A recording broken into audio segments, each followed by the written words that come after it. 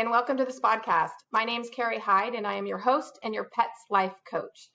Today on the show, we're going to be talking about homeopathy, which is something I actually don't know anything about. So I'm very excited to bring this to you because I'm excited to learn with you.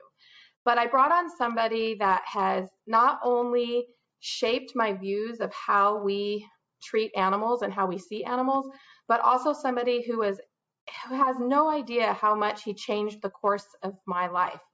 And so it makes me unbelievably happy to introduce him to you, but I just want you to know that before I read Dr. Pitcairn, I'm going to be introducing you to in a minute, before I read his book, I was on a different path, a completely different path. I was a vet tech for many years. I was telling people that their dogs needed to eat kibble because it cleaned their teeth. Go ahead and laugh now. And I read this book, and it was by Dr. Richard Pitcairn, and it changed my life, and I still continue to follow him. And so without any further ado, I would really like to welcome to the show Dr. Richard Pitcairn. Hi, how are you? Good, thank you very much. I don't know if I think when people of your stature watch or write your books and communicate, I don't know how far and wide you realize you reach. And at the time I was not a little girl, but I think about, gosh, I was so young, and you made such an impact on me. Just that very first book that you wrote on nutrition, it changed my life. Wow. It literally changed the course of my life. I was working for veterinarians at the time, and I opened up the book and I started reading, and I thought, oh my God, we've been doing this all wrong. Why? Why do you think that we got so far off of the path? Yes, good question.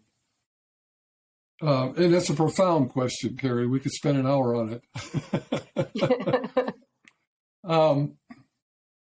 I didn't realize myself that there was a different path, so to speak, right? Because I went through veterinary school. Yeah, good. And then after I went through veterinary school in UC Davis in California, I went into practice. And then after a couple of years, I went up to Washington State to be on the faculty. And then I did a PhD program. So, I was very much immersed in and conditioned to think the way, I guess, what could we call it? Conventional thinking? Right. Conventional.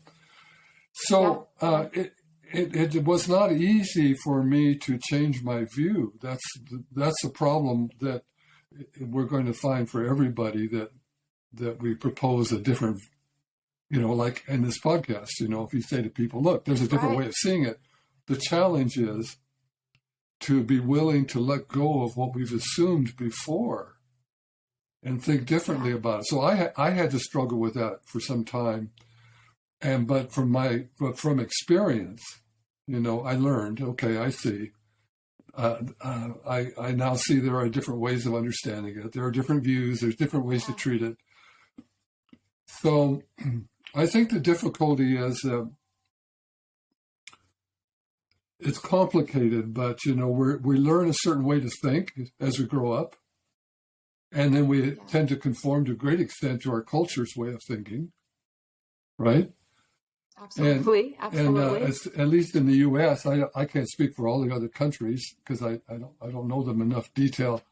But in the U.S., a lot of people don't realize this, but the system of medicine that we have that's dominant, that we call conventional practice, is a monopoly.